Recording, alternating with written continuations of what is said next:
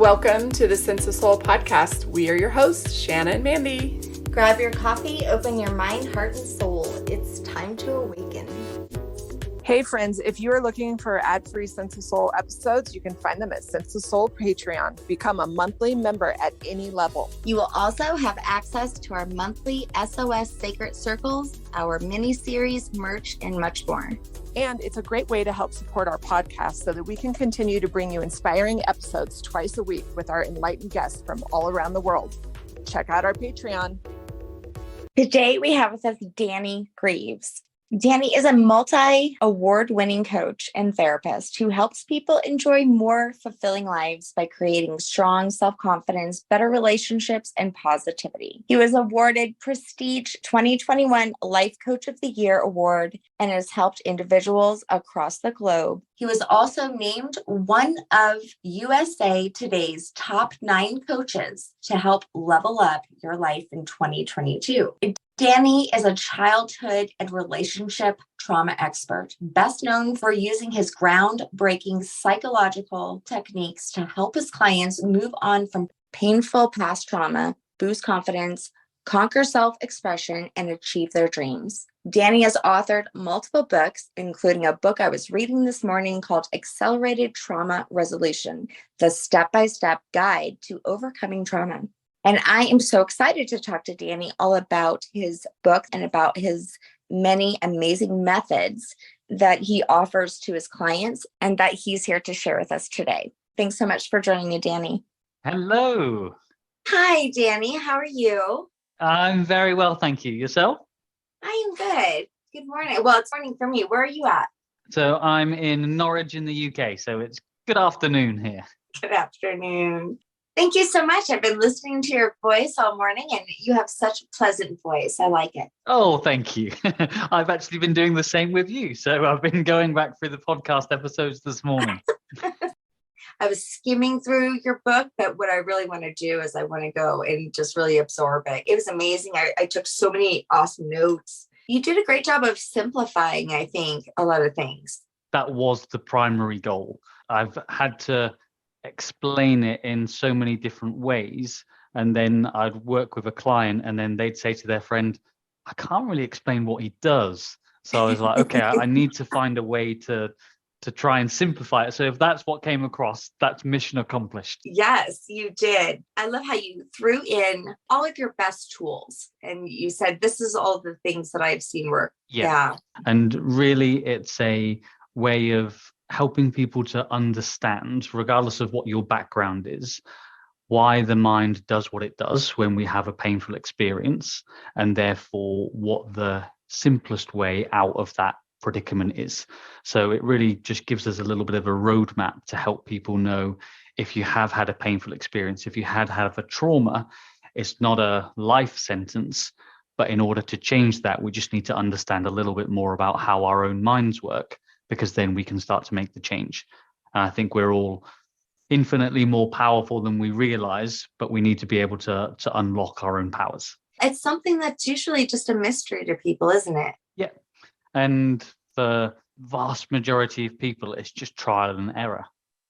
Yeah. Whereas when we were little, if we were to learn some degree of psychology like we learn English or maths or science, I think it would make a huge difference. But I don't know how close we are to that. Yeah, I agree. And recently, I have 2 episodes that have to do with mushrooms. Ah, fascinating. Yeah. It is an accelerated way is what, they're claiming. And I have seen this, I've worked with people who we brought their stuff up to the present and, and they're aware of it. And then they go and do mushrooms and boy, they're able to get through that super fast. I like to think that because everyone is different, I appreciate that for some people, they really just want a problem solved so then they can then get on and do what they want to do. And I totally understand that. Yeah. And then I think there are other people who not only want to get that change and that transformation, but they really want to grow and learn and understand the process as well. So I think they both have their place. I'd imagine a fair amount of people who listen to this podcast are probably in the latter category in terms they want an understanding, they want to learn how it works. But I think it's just up to the individual. Right. Because if you're a seeker, you want to know, you've been trying to uncover the truth of how things work, whether it's society, religion, spiritually. And I think most importantly, we're human. So we really should understand what's going on with the human body and the mind. I think it's baked into us, isn't it? That inner curiosity to learn more, to ask questions. So it's just about, can we ask some quality questions to give us some quality answers? But, oftentimes we just want to put a Band-Aid on it, or we want a healing miracle, Yes. So we, sometimes we don't even want to know, which is what our minds sometimes do. It's certainly one strategy, isn't it? It's a strategy to sometimes actually, I'm just not going to deal with that. And unfortunately, when we don't deal with it, all it does is actually get bigger. So then the fear of dealing with it gets scarier. And then actually we're in quite a tricky situation when we do that. And it's that sort of like moment of courage that really fascinates me, when someone says, okay, I'm not going to tolerate this anymore. I'm going to go explore. Yes. And that's the mindset that I think really, really helps people move forward. So tell me, did you come into this work because you were working through your own issues, or I shouldn't say issues, but your own trauma? Or is this something that you've just, decided, hey, I'm going to be this when I grow up? I would love to say that when I was younger, I always wanted to work with trauma and it was kind of my destiny from a young age, but the reality is not at all. So when I was at school, I did a psychology class and I thought that was interesting, but that's kind of where it finished. And what I was really interested in is learning about the nervous system. So I originally started working as a physical therapist, and I was specializing with helping people with chronic pain. And as it happened at the time, I had some of my own chronic pain. So that's kind of the avenue that I took to try and heal myself through that avenue. And then as I was on that journey, kind of somewhat out of the blue, I was introduced to the idea that actually our emotions can cause physical changes in the body, which can then lead to the sensation of pain. And I thought, well, that's interesting. And as I explored that then revealed that I'd been suppressing quite a lot of my own stuff that I'd been pushing away. And then when I started to learn how my mind works, that was the first time where I was actually sort of really lit up about learning something. I just consumed it and it just felt really natural. And I hadn't had that experience before. So in a very short space of time, I changed careers, quit my old job, started focusing on this. And then it's just been a really natural progression. Wow. Similar. I started out as a massage therapist, rubbing people's pain. I mean, they would see release for a bit because of that proprioception. I mean, their bodies would just like memory foams go right back to what it was. There was no real healing in it. I've been there. Yeah. And even now I have other therapists who will be like, all right, Shanna, I need your help because, I started to really see a lot of success with the energy work, with like the cranial sacral therapy, just when I was able to give people space to connect with their pain, just be quiet with it and listen to it. I think that being still, that being quiet in a safe space is often where actually change can just start to happen.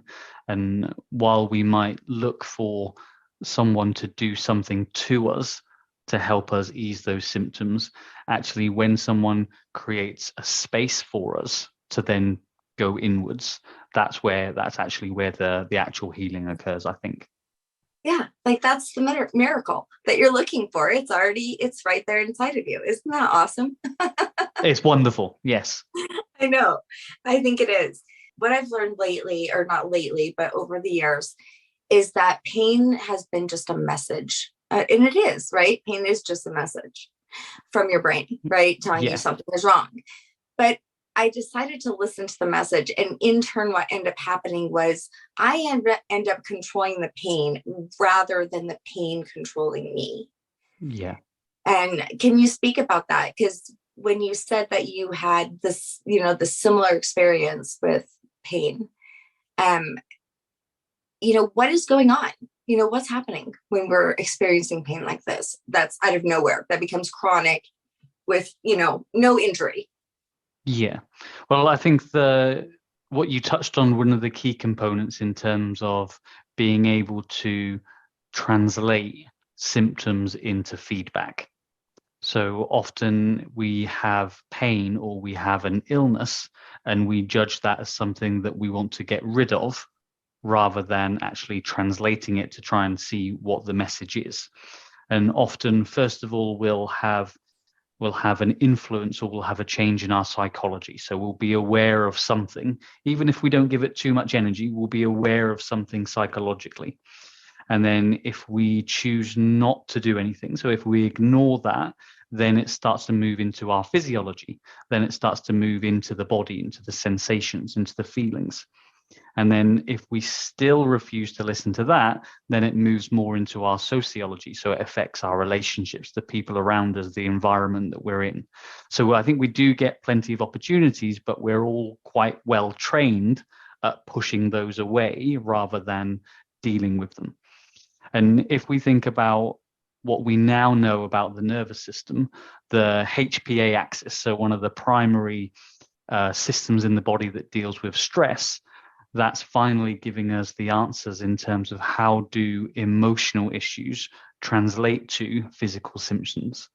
So for years, the idea of it's all in your head would be considered quite an insult, and particularly for people who have a chronic pain or have sort of chronic symptoms, that would be one of the most upsetting things that you can say. Gaslighting. Whereas, yes, yeah, exactly. But now we know actually when you have unbalanced and you have painful perceptions, that causes repeated and re-triggering of the stress response, which means your nervous system is getting regular excess doses of cortisol and adrenaline, which then function and affect your inflammation levels, your muscle tightness, your muscle tension. And when this happens for a short time, the body's really adept at compensating, and the body can hide it for a while. But when that continues for months or years, soon that then moves into a place where the body just can't compensate anymore. And then our physical sensations start to become expressed. So now we can see the clear mechanism of how emotions impact physiology. I think that will, in the coming years, lead to even more ways of actually helping people address those emotional issues that are causing the chronic pain. So in terms of my story, the biggest difference, without a doubt, that impacted my shoulder pain and helped it resolve was actually clearing the trauma around my parents' divorce. And to tell me in those early days that that was the connection, you couldn't have paid me enough to believe that. But actually having worked through that and experienced that shift, it's really powerful in learning just what the mind can do. There's that marriage happening between spirituality and science in lots of different teachings. But yet we didn't know that there was actually science that backed this up. Yeah. So I think the key is also really good quality science, really good quality science, not some where it was quite sparse and it was maybe a little bit inconsistent. Now we're getting like the gold standard of scientific trials backing it up, which I think is really important for lots of reasons. Yeah, it's interesting. Just as an example, I remember one time I had this client, chronic pain, kind of accepted it forever too, that kind of pain. Oh yeah. I've always had this. I'm always going to have this. And I was like, what happened originally? Oh, I got in a car accident. I was young, blah, blah, blah. What was going on around that time? Or, oh, I was getting divorced and all this stuff. And sometimes I just do that, just throw out breadcrumbs, for them to kind of see that, maybe you were going through a hard time when you got that injury, and maybe it's living inside of you. And that's quite a revelation, isn't it? When even if you're given a few breadcrumbs, that can be something that's powerful in itself, to just start to connect the dots. And then we start to get a little bit curious and think, oh, well, could that be? And then we explore it, and then we start to get motion. Right. A lot of times I used to be so into like true crime. I love true crime. I like the mysteries. I mean, I want to research them and figure them out. Like, I'm so into it. I've always loved investigating.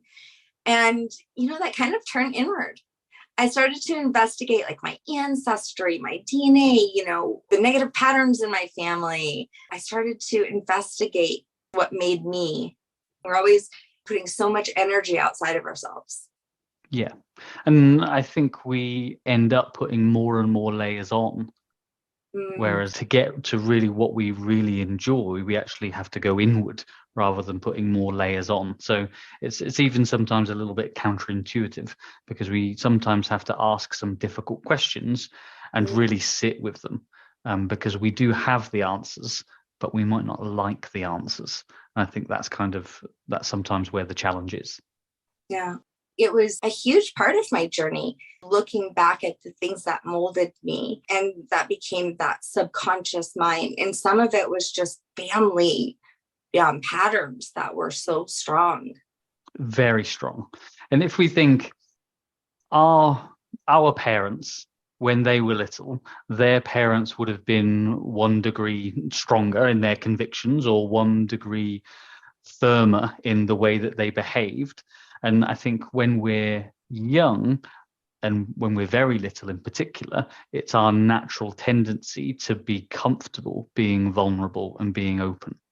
And so there aren't too many people who had an experience when they were very little where they could open up and be vulnerable and not be told that that was either wrong or be criticized or be scolded for that. And so I think for a vast number of people, those early experiences when we did dare open up, that was met with maybe a critical voice or a punishment. And when we learn those rules, we learn those family rules, they, as you say, they're deep. And unless we can find ways to update them and expand them or break free of them, then often those rules will govern the rest of our lives. So it's really important to be able to face those moments, because once those moments have been processed, that ability to be open and vulnerable is natural. So it just comes back, but it's not necessarily easy to get there. Wow. So true. And then you also have the conditions of the world, right? Not just, of course, yeah. You have the standard that you have to live up to, that you want to fit into. And that starts kind of like after you're 7, right? So now you've moved into being formed by all of these expectations of your family. You go out to school and you have all of this. My 10-year-old asked me not even a week ago, why is it that I have to have 13 years of math? I said, God, that's such a good point. I don't know what to say to this. And you can see in her right now, 10, right? 5th grade, starting to really care about the things that she wears, not for herself, not just for her own comfort. No one has that, or someone else has that sweatshirt. I'm not wearing it ever again. The ego, it starts to form and get loud at a very young age. And then we get a little bit older, and then it becomes more romantic. And then we try and conform and fit into the ideas that we think our ideal partner will have.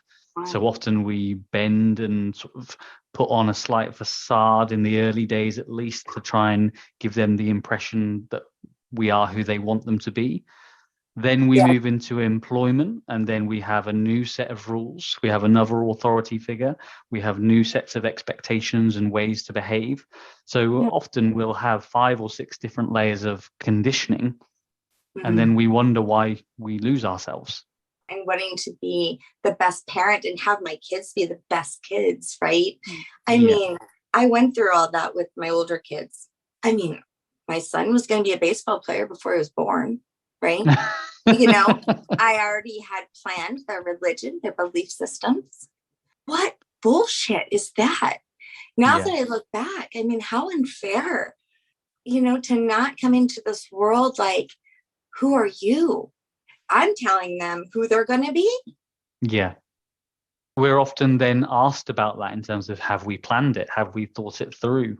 And then if you say, well, no, then you'll probably get a bit of a funny look. And go, really? So it does take then courage to actually allow them to do that. So my son is 6 months at the Oh, moment.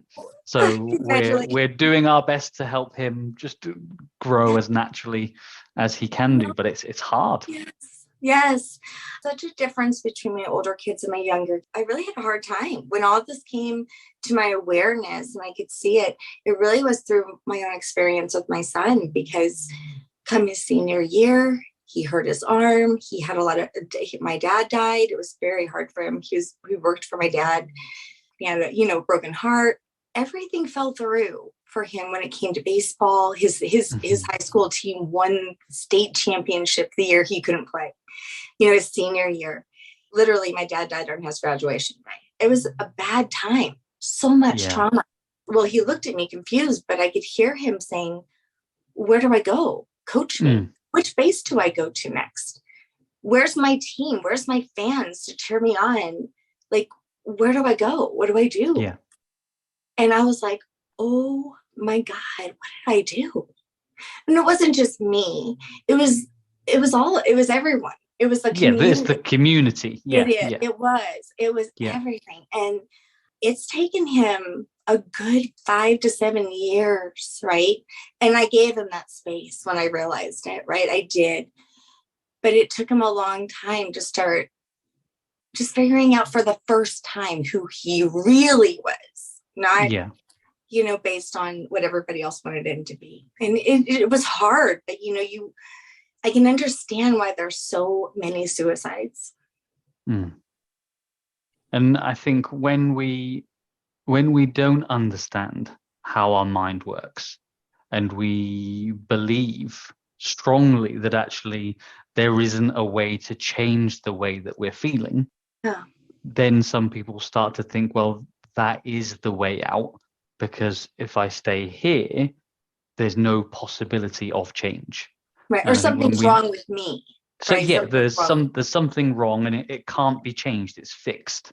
Yeah. So that's why I think it's so important that actually we help people learn how their mind works. And when we've got some relatively simple to understand tools, because they're human, they're natural to us, then we can start to really make changes. But if we don't have that option, if we don't have that choice, many people grow up and spend a lot of their lives thinking that their mind is working against them. And I think that's one thing that will be so powerful to change, to help people see that the mind is pliable, the mind is adaptable, it's flexible, but we need to know how to do that. Well, and I would say that in our family, and maybe in many, many people's lives, you might hear, oh, you need to just go to church. Jesus is going to save you. And that is beautiful. It's not that I'm taking away from it. Jesus is a master healer. He was a great teacher. I'm not taking away from that. And I'm not taking away from community and support and love, right? Yeah. However, like you said, understanding like the root of it, that inside work for myself from experience, once you are aware to that, awakened to that, it's like it doesn't go away. It's that inner wisdom, isn't it? Yes. And I think if we were to take pretty much all of the religions all the way back, then I think a lot of their core pieces were about understanding the self, about finding balance, about certain sort of principles that actually could apply today. But I think over the millennia, those have often been changed and warped to such a degree that I think the key messages are often lost. So I read in your book about 3 principles that stuck with you that you had learned. One was consulting help or asking for help. That was my dad's biggest message. When anyone would work for him, he'd be like, please ask for help. If you don't know what you're doing, ask for help. So that was always a big one. But it's hard to ask for help. I've been there, been drowning before, and did not want to lift my hand for help, because I was like, I do it myself. Because I had been let down before, and I got stubborn in that. Then the second one was asking questions. That was another thing my dad, if you don't know, ask a question. And then the last one, I think, am I saying these right? And the last one was receiving feedback. So it's really, if we want to achieve a transformation in something, so if we really want to change something, then we need those three key components. So we need to be able to actually seek someone who is an expert in that particular field. So we need to go to someone who has more awareness or more information than us, opening yourself up to actually there is more information out there.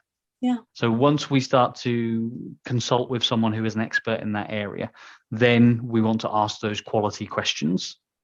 And then we want to be able to get feedback on our answers to then help us to learn and grow and move forwards. Right. But we need all three of those to get a transformation. So when maybe we're struggling with a trauma, or maybe we're struggling with painful experiences, and we will often say, okay, well, I'll try a self-help book. Now, if self-help books achieved a transformation, then the whole world would be in a spectacularly wonderful place. Right. But the reality is mental health problems are bigger than ever. So therefore, it's not necessarily the content. Actually, it's being able to implement it with guidance and get feedback. And that's the key, I think, to actually learning and growing in whatever area it is. If I have a burst pipe in my bathroom, then what's the first thing I'm going to do? I'm going to consult an expert, someone who knows what the issue is. Then I'm going to ask them questions in terms of, right, how do we sort this? What's the issue? What's the plan? And then we're going to get feedback on, okay, has that worked? Is that all we need to do? Yes, that's it. So those three apply to all transformations. But if we just do it by ourselves, then we'll be forever boxed in by our own beliefs. So that's why I think we need that external guidance. And I wonder if, because I remember a time when, I was in Al-Anon and I was reading all the boundary books, the codependency books, and I could tell you all about everything about them, how to do it and all the things, but I wasn't applying it in my life. Mm-hmm. You can be so knowledgeable, but it's the action. The action, yeah, absolutely. That is the key part of it. And sometimes it's actually being held accountable to put those actions in place as well, because we'll often come up, and I'm exactly the same. We'll find excuses and find ways around things. But whereas if we're sticking to a plan and we're getting feedback, then the desire to perform increases, and then we're more likely to actually go ahead and do it.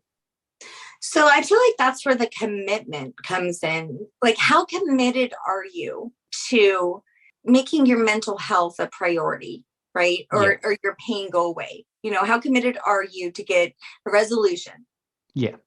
And I think commitment can actually be broken down into a few different components. So first of all, we need mental commitment in terms of, okay, I'm going to decide that I'm going to make a change. So we have the mental component first. Then we have the physical element of commitment. Am I going to turn up? And am I going to attend as and when I say I am? So I might have the knowledge, but if I'm not physically there, then I'm not committed. Then we have the spiritual commitment. So why is this important? What's the deeper reason for it? What's the driver? And then often we'll have the financial commitment, because even if we have the previous three, actually a lot of the time things change when we put our money where our mouth is. And because of the way value systems work, we will find money for that which we value, and we'll run out of money for that which we don't. It's a mere miracle sometimes how I have been able to provide a Christmas for my 4 children at one point when I was single parent, right? I mean, it was, wow, I just pulled that off, right? If you want to pull it off, you will. Yeah. If it's important to you, you'll find that money. And that's why we need all 4, because if we don't have all 4, one of them starts to slide, and then we're not truly committed. Okay, so here's my thing.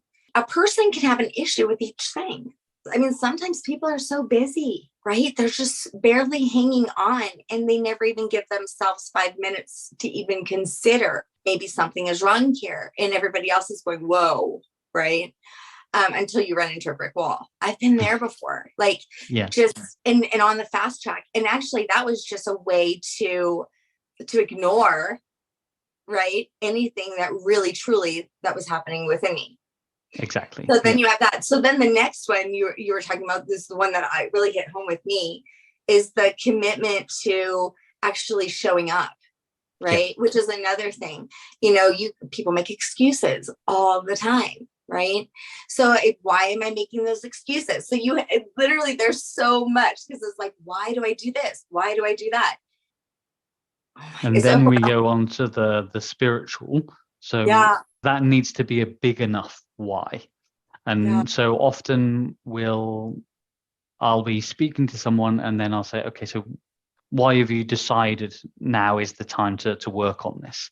And it'll be something along the lines of, right, I want to change my relationship. Like, right, okay, that's great. So it's a very common one. But that single idea by itself is too vague and general and broad to actually provide the energy needed to take motion. Whereas when someone can break that down and say, actually, I want to be more intimate with my partner in the morning. I want to be more free to go and do the things that I want to do on a Saturday evening. I want to be able to arrange time where I can be one-on-one with my partner when the kids aren't there. So when we get the real specifics, then the energy starts to increase. But if it's just broad, then that'll work for a week or two. And then when you need to show up on week 4, then it starts to drop a little bit. So we need the specifics. The brain does not like generalities. It doesn't give us tangible. It doesn't change our chemistry enough to make a difference. Yeah. So specifics are key. That's amazing. I like that point.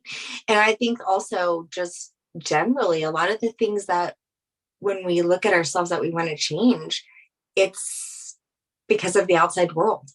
I want a better relationship with my partner. We're looking for our partner, basically to be better, or a lot of times, everything that we're seeking, love, trust, validation, all the things that we're not feeling inside of us, we're looking for outside.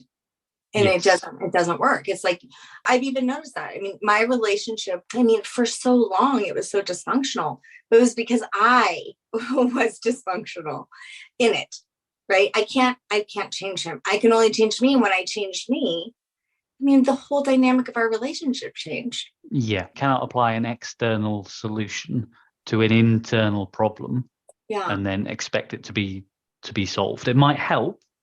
And I think the danger is sometimes it allows you to cope, which is, I think, probably one of the most dangerous things.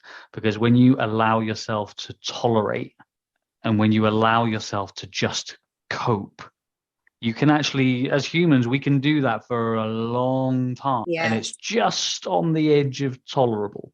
I actually looked up to people who did that before.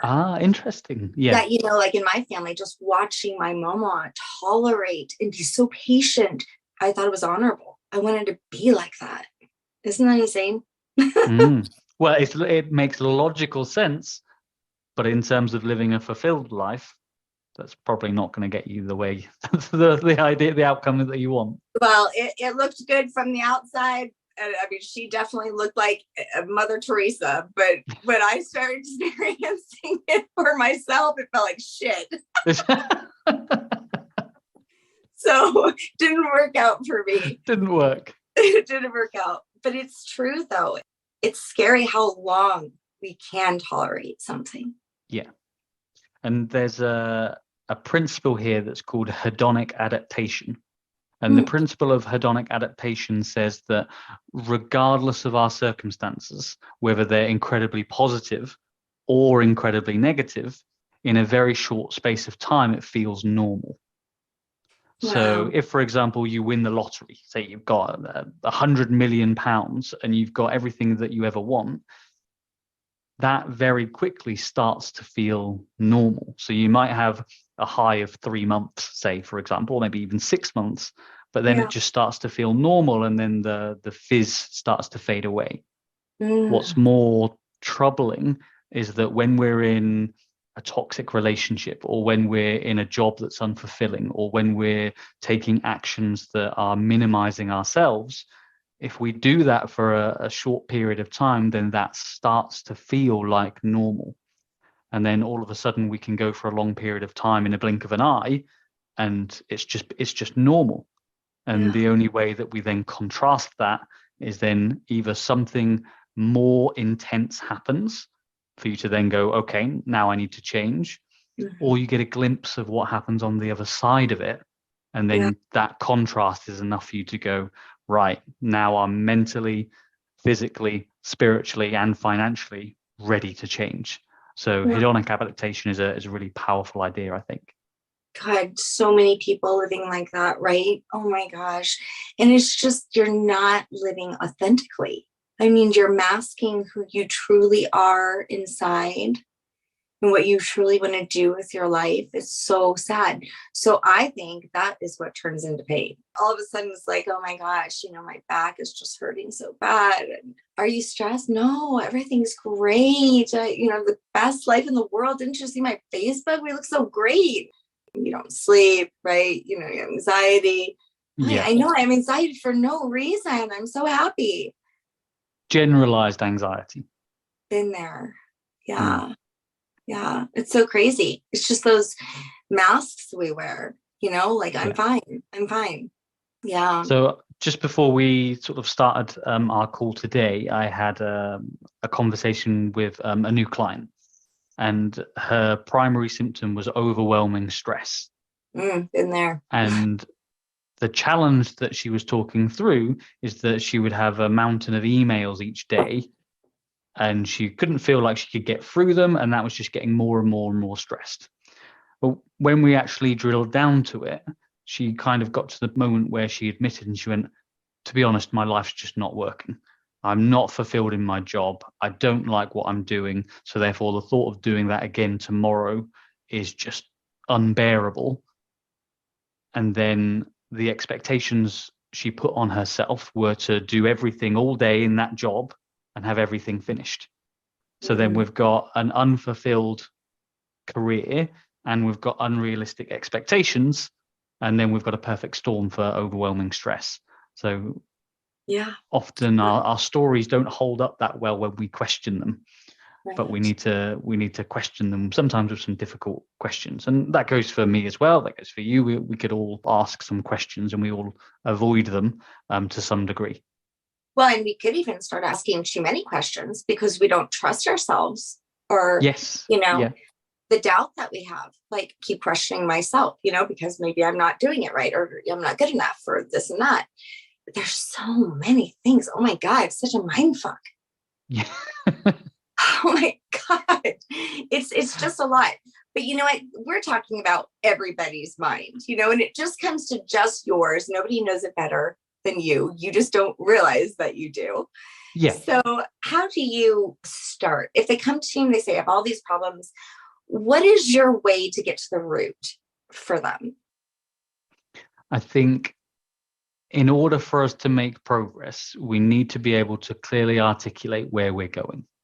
Because if we don't know where we're going, we have no way of knowing what the obstacles are, what the challenges are, what's in the way.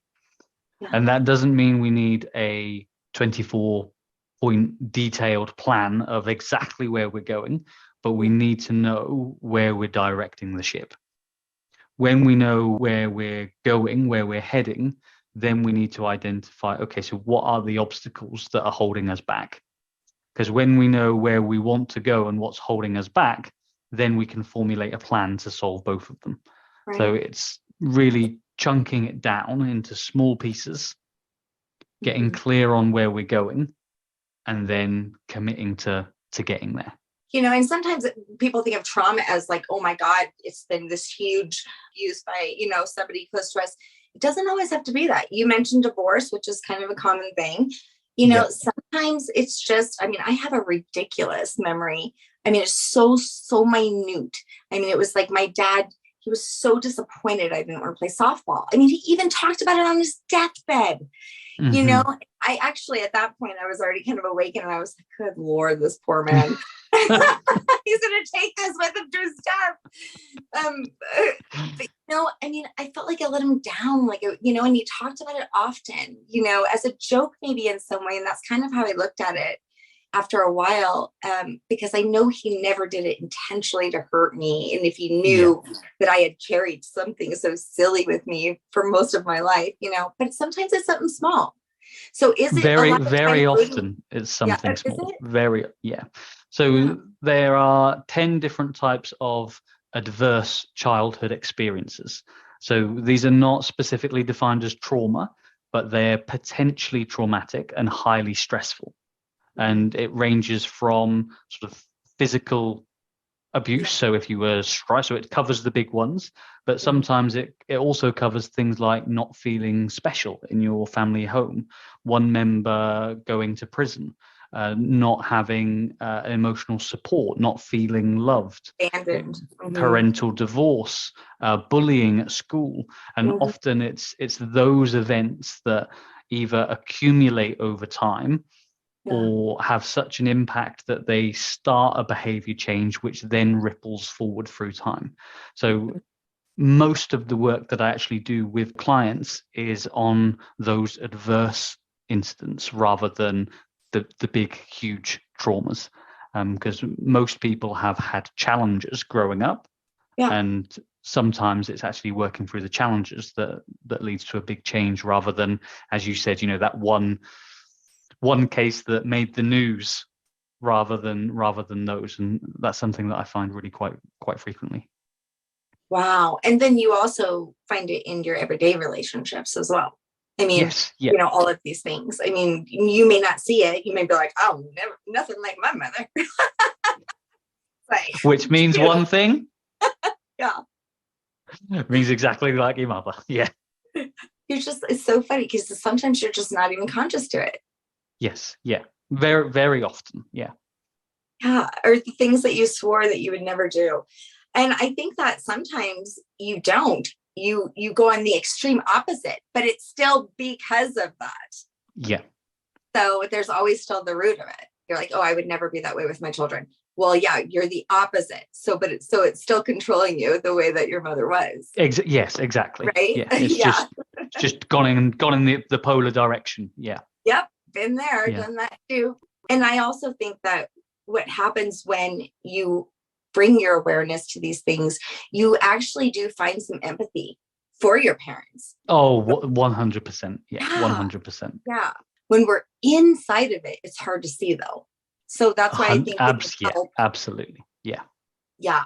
You need that other perspective to kind of help you find that awareness. At the very end of your book, which I didn't get to, which I can't wait to, was some sort of assessment. Yeah. Tell me about that. What does it do?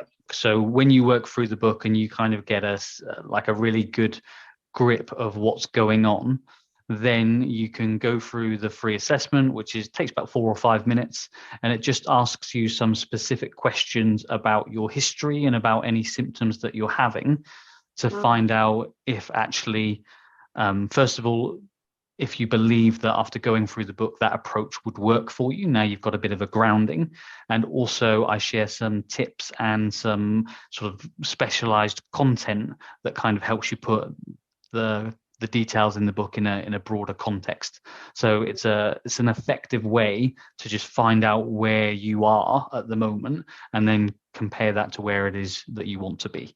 So that's a free tool that you get after sort of going through the book, and it's only a short one. So you created a system of all your great tools that you've put together. Yes.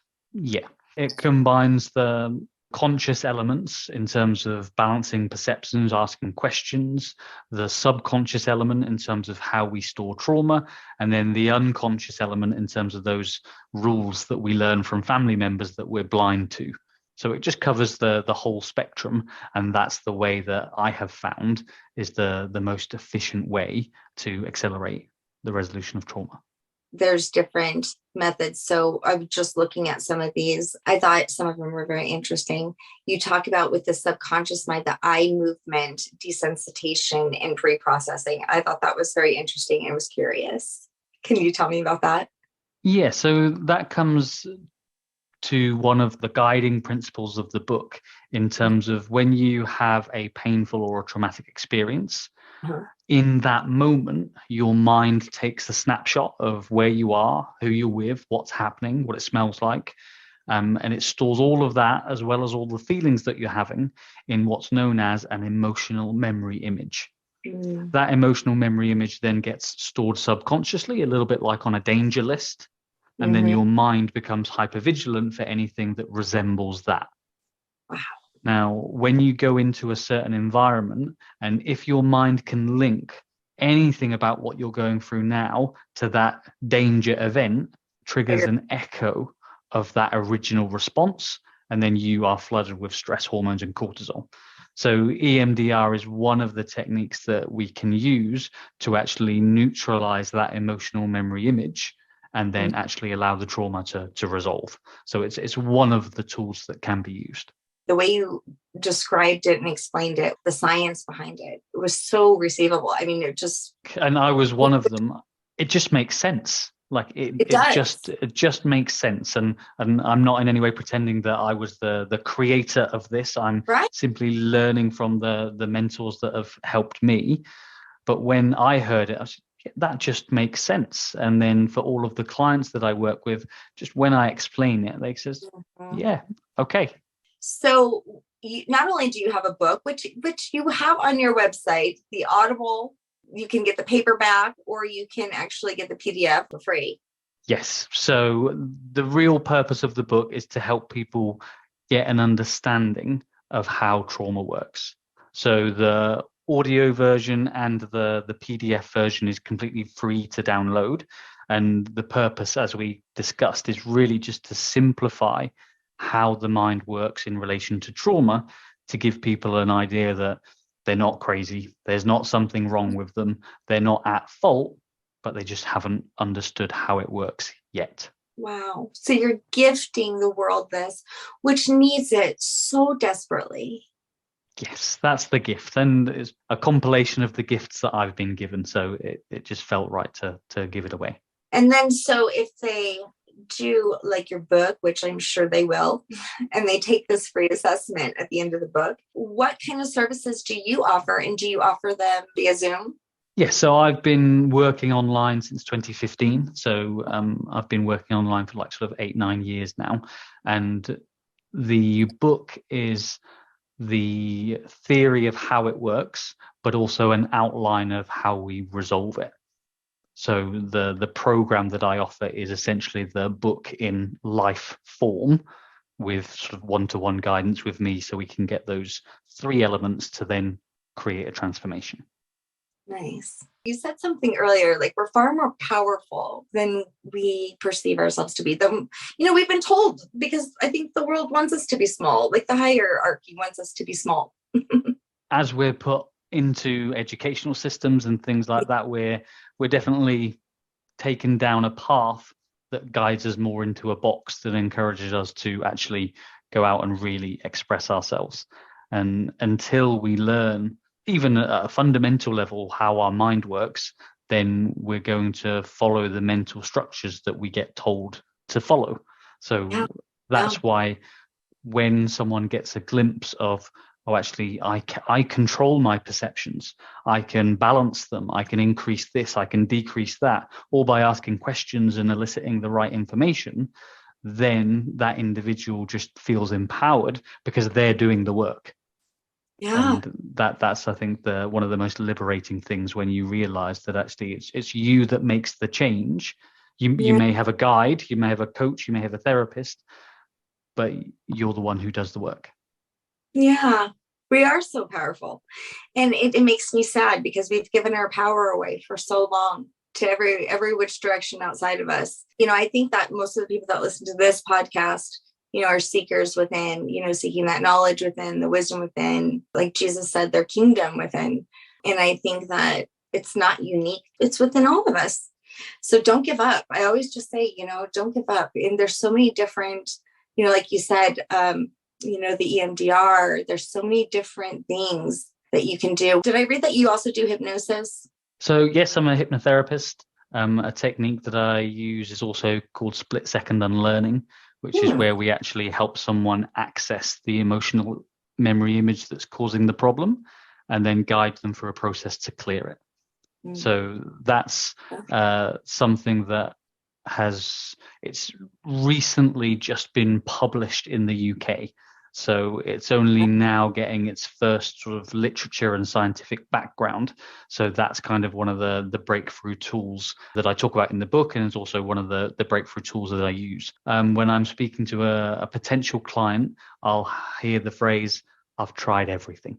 And it may feel that way. And I've been in that position where it feels like I've just done everything. But actually there's some really powerful tools out there, and split-second unlearning is definitely one of them. I hate that people feel that way. Like, never give up. There's always something out there, right?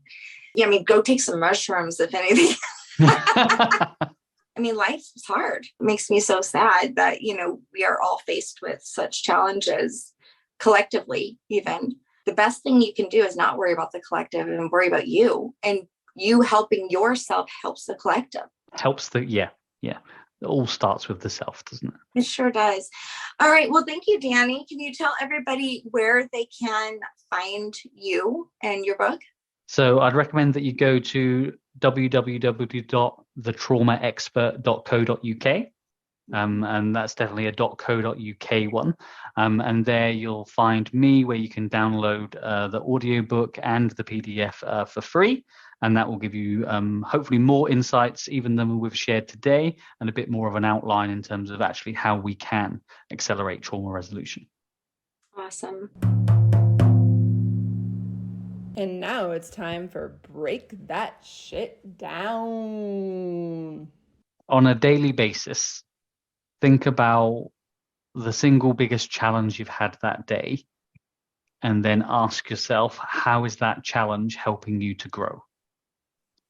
Because when we can be grateful and thankful for what's going well in life, and we can see the challenges that we're going through are going to help us in life, then regardless of what happens, we're always moving in the right direction.